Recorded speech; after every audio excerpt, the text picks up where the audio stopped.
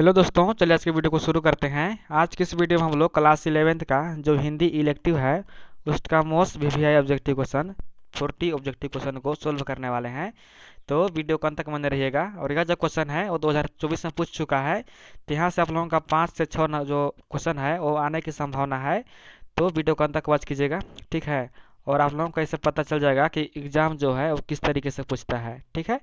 तो चलिए इसको सॉल्व करते हैं। तो सबसे पहले आप लोगों को यहाँ पर खंड क दिया रहेगा, देख लीजिए। यहाँ पर ग्रुप ए या खंड क दिया रहेगा। यह जो रहेगा वो अपठित बोध से रहेगा, यानी कि यहाँ पर कुछ गद्यांश दिया रहेगा, उसको पढ़कर ही प्रश्न संख्या 1 से 5 तक को उत्तर देना है। तो आप लोग इसको कर लीजिएगा, चाहे नहीं भी कर लीजिएगा, कोई दिक्कत नहीं है, क्योंकि एग्ज़ाम आप लोगों का जो होगा उसमें अलग यहाँ पर गद्यांश देखने को मिलेगा, ठीक है।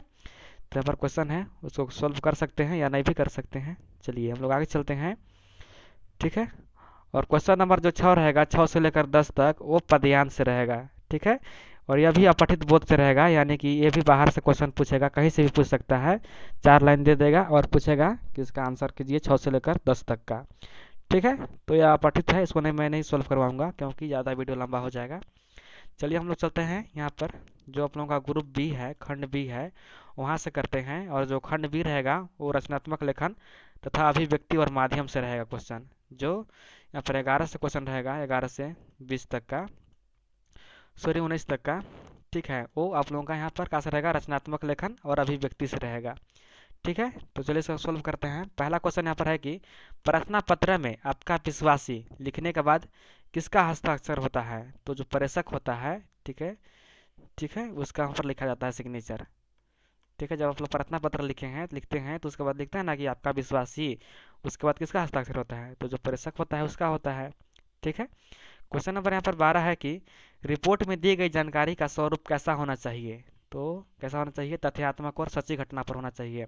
जो भी जानकारी दे रहे हैं रिपोर्ट में आप, वो बिल्कुल भी पूरा लॉजिकल होना चाहिए और पर सच्ची होना चाहिए, ठीक है। क्वेश्चन नंबर 13 है कि पत्रकारिता का मूल तत्व क्या है। तो क्या है, तो जिज्ञासा है। जो पत्रकारिता है उसका मूल तत्व जिज्ञासा है। क्वेश्चन नंबर 14 है कि दैनिक जागरण समाचार पत्र है, तो हिंदी का है, ठीक है। जो दैनिक जागरण न्यूज़पेपर है वो कौन सा है, तो हिंदी का है, ठीक है। क्वेश्चन नंबर 15 है कि उदत मानदंड किस वर्ष प्रकाशित हुआ था। तो यह जो एक न्यूज़पेपर था, समाचार पत्र था, उदत मानदंड, यह सन 1826 में प्रकाशित हुआ था, ठीक है। और यह सबसे पहला न्यूज़पेपर था, उदंत मार्तंड, ठीक है। और यह 1826 में प्रकाशित हुआ था। क्वेश्चन नंबर 16 है कि विज्ञापन में किस प्रकार की भाषा का प्रयुक्त होता है। तो व्यवहारिक भाषा, जो व्यवहार करते हैं, जो आम बोलचाल की भाषा होती है, उसी का प्रयोग हम लोग विज्ञापन में करते हैं, ठीक है। क्वेश्चन नंबर 17 है कि फीचर लेखन के लिए किसकी आवश्यकता होती है। तो फीचर लेखन के लिए क्या हो सकता है, कल्पना शक्ति की, अनुभूति की, आलोचना की, अवलोकन की, इनमें सभी। यानी कि आप लोग यहाँ पर कोई भी यहाँ पर फीचर लिख रहे हैं, ठीक है, तो आप लोगों को क्या होना चाहिए, कल्पना शक्ति होना चाहिए, कितना आप कल्पना कर पाते हैं, क्या आपके पास अनुभव है, क्या आप अवलोकन कर सकते हैं, ये सभी होना चाहिए, ठीक है। तो इनमें से सभी आप लोगों का राइट आंसर हो जाएगा। क्वेश्चन नंबर 18 है कि फीचर में तथ्यों की प्रस्तुति का ढंग होना चाहिए, तो मनोरंजक होना चाहिए। कैसा होना चाहिए, तो इंटरेस्टिंग होना चाहिए, मनोरंजक होना चाहिए।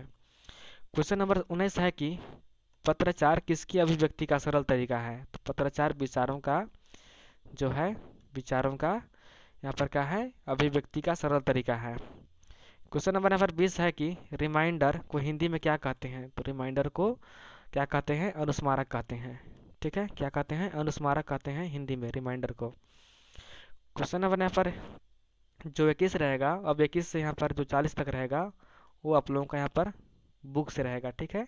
तो खंड ग है, यहाँ पर पाठ्य पुस्तक से है। तो चलिए इसको पढ़ते हैं हम लोग। यहाँ कह रहा है कि भाव या पुरुष प्रवचन के अंत पर पहुँचते हुए कहने लगे, भाइयों और बहनों डरो मत, जहाँ अंधकार है वहीं प्रकाश है। अंधकार में ही प्रकाश की किरणें हैं, जैसे प्रकाश में अंधकार की किंचित कलिमा है। प्रकाश भी है, प्रकाश बाहर नहीं है, उसे अंतर में खोजो, अंतर में बुझी उस ज्योति को जगाओ। तुमको तुम सबको उस ज्योति को जगाने के लिए आह्वान करता हूँ। मैं तुम्हारे भीतर वही स्वसत ज्योति को जगाना चाहता हूँ। हमारे साधन मंदिर में आकर उस ज्योति को अपने भीतर जगाओ। साहब, अब तो मैं खिलखिलाकर हंस पड़ा, पास के लोगों ने मुझे धक्का देकर भगा दिया, ठीक है। यहाँ पर क्वेश्चन नंबर जो 21 है, 21 से 24 तक आंसर सोल्व करना है। तो चलिए क्वेश्चन देखते हैं 21 नंबर कि भव्य पुरुष किससे न डरने को कहते हैं। तो जो भव्य पुरुष है वो कहते हैं कि अंधकार से आप मत डरिए। ठीक है। क्वेश्चन नंबर 22 है कि जहाँ पर प्रकाश है वहीं पर क्या है। तो जहाँ पर अंधकार है वहीं पर प्रकाश है। ठीक है। सॉरी, मैं यहाँ पर प्रकाश बोल दिया होगा। तो जहाँ पर अंधकार है वहीं पर प्रकाश है। ठीक है। क्वेश्चन नंबर 23 है कि अंतर की क्या जगाना है। अंतर की क्या जगाना है। तो ज्योति को जगाइए, अंदर का जो आपका ज्योति है उसको जगाइए, ऐसा कवि कहते हैं। क्वेश्चन नंबर 24 है कि कौन हंस पड़ा। तो वहाँ पर बोलते हैं लेखक कि मैं हंस पड़ा खिलखिलाकर, और बाकी लोग क्या करते हैं, धक्का देकर हटा दिए। तो यहाँ पर लेखक हंस पड़ा। ठीक है। चलिए आगे चलते हैं। यहाँ पर है कि निम्नलिखित पद्यांश को ध्यानपूर्वक पढ़कर प्रश्न संख्या 25 से 28 तक के उत्तर दीजिए। तो यहाँ पर गद्यांश दिया हुआ है, पद्यांश दिया हुआ है, इसको पढ़ेंगे और 25 से 28 जो क्वेश्चन है उसको सोल्व करेंगे। तो पढ़ते हैं कि ऋतु वसंत की सुप्रभाता था, मंद मंद था, अनिल बह रहा था, बालारोन की मृदु किरणें थी, अगल बगल स्वर्णिम शिखर थे, एक दूसरे से विरहित हो अलग अलग रहकर ही जिनको सारी रात बितानी होती, निष्काल से चिर अभिशापति बेबस उस चकवा चकाई का।